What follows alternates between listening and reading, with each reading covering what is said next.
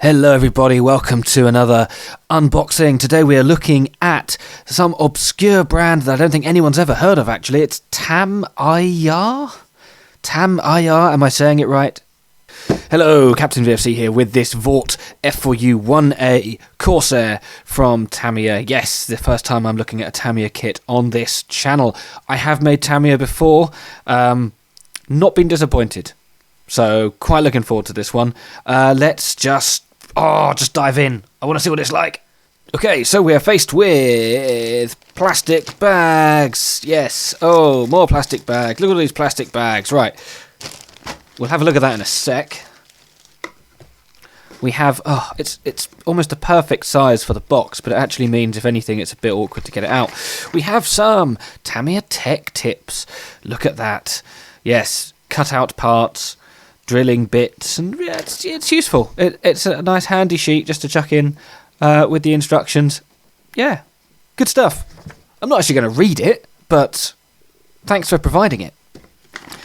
And some instructions. We're going to look at these first, then we're going to jump into the plastic bits. This is typical Tamiya format by the looks of it. Yes, it is one unnecessarily long piece of paper. Ooh, needs a conveyor belt. Oh, yeah, okay, right. What a pain. Not a big fan of that, but hey, it's what you do. We have a history of the Corsair in English, German, French, and I assume Japanese. This lovely picture of one made up. Look at that. Oh, what a beauty. And you open it up and you get the end of the instructions, hence why I'm not a big fan of this format, but hey, it's what we have to deal with. Okay. Yep, I've just hit the side of my desk with the end of the paper. Read before assembly. I might. I don't know, put it in the chat. Should I read before assembling? I mean, I will have already started this by the time this video goes live, but do you read before assembly, or do you just ignore it and dive in? Good.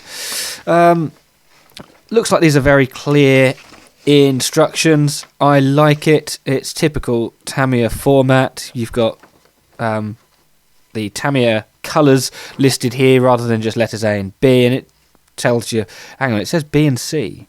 Versions B and C? I thought there were just two versions. Ooh. There are three versions. Didn't even know that. I just wasn't paying attention. Oh, what a surprise. But yeah, fairly easy to follow. I mean, we'll see, won't we? I will follow the instructions exactly, and we'll see if I completely balls it up or if it makes itself, really. And you have an option for a bomb or a drop tank. I have not decided what one I'm doing. I bought this on a bit of a whim. In fact, I bought it because I was talking to Fenris, so hi if you're watching, and just by doing that, the word Corsair comes up, and I'm like, oh god, I haven't made a Corsair in ages. Boom. So literally I put it on my wish list, saw it in the shop, and bought it. So thanks, you owe me 20 quid. Colour instructions are in black and white. I know that sounds a little bit contradictory. You know what I mean. The colour call-out, as in the call-out for the colours, is not in colour. I don't know why. Surely anyone can buy a colour printer these days, but hey, thankfully it's a 3-colour scheme on all 3 options, which is still therefore fairly clear because they're quite contrasting colours: white, intermediate blue, and glossy blue, or no, it would be dark sea blue, wouldn't it, because it's before it's glossed. So fairly simple. And you've got painting, applying decals, and something which I assume I'm not allowed to know because it's not in English, but very nice and self-explanatory. Oh, down here, in fact we'll get to the decals last. But in here we've got warnings as well, actually printed in the box. Look at that. Nothing on the back. They could have just gone for a plain box. They could have.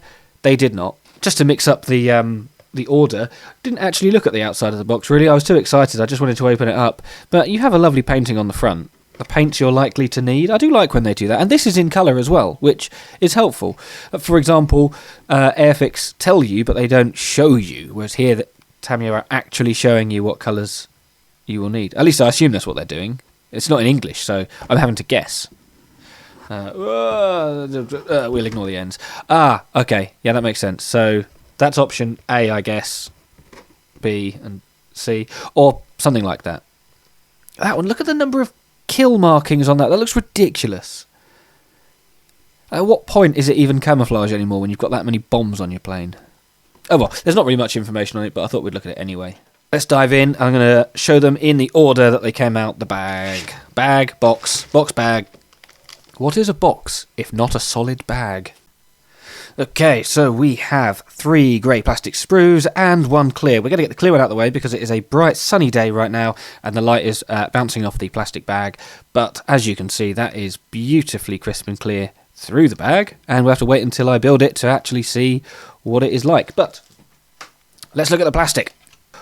God, the detail on this, very, very fine. We've got the interior part here with little recessed circles for the instruments on the instrument panel. You have some fantastic exhaust work here. Very, very fine detail on the wings. Holes for optional rockets, which I'm guessing are not included on this early version, and it confirms here where it says Tamiya A, flip it over and hit the microphone, and it confirms the year of tooling as 2000. This version, according to ScaleMate, was actually 2006, but the original tooling was 2000. Just this boxing is 2006. So the fuselage we've got, again, very fine detail, very, very fine rivet work here. Perfect panel lines and drop tanks and rockets, which obviously demonstrate that this tooling is versatile and can be used for others. We have the arrestor hook as part of the rear undercarriage assembly. That seems quite sensible. I like the idea of that. We'll have a little look. And then some extra stuff. We've got D and F. So we've got A, B, D and F. And presumably the clear one is something as well. But A, B, D and F. Here's the propeller blade. Another undercarriage assembly. Don't know which one we're going for. Didn't read the instructions that thoroughly. Don't really care. Drop tank and bomb. I'll guess then that the F4U-1A, whatever this one is, we'll use these parts. And the other parts are for another version that they do. And then we're going to cut in and have a little look at the decals while we are here. So keeping it fairly simple, not much stencil detail, but they look fine. Just on the paper, yeah, they look good. They don't feel too thick. They are perfectly in register, not that there's much really that they can do wrong. There's a seat belt, loads of kill markings, for, like I say, for the ridiculous one. Yes. Yes, that is nice. Little Jolly Roger down there. And here they also confirm what I said about the release of this version. It's copyright 2006. So there we go. An initial look at the Corsair from Tamiya. And it looks bloody marvellous, if I'm honest. I grew up making mostly aircraft from America during the Second World War, including a Corsair, but I never made this one. And when I've gone back as an adult and started remaking some of those kits that I didn't do a particularly good job of as a teenager, for some reason I always missed the Corsair. I don't know why. So I have not made one of these for probably about 2 decades, and I am looking forward to it. So I bought it, like I say, kind of on a whim, and I'm very, very excited about it. So let me know what you think. Have you made this kit? Does it look good? What do I have to look out for? Or do I just chuck glue in the box, shake, and make a kit? So thank you for watching. Like, subscribe if you haven't already. Follow me on Twitch if you want to see me make this live, because that's probably where I'll be making stuff like this. And just enjoy existence while you have the chance to. That's my motivational message of the video. Thank you again, and goodbye. What is a box if not a solid bag?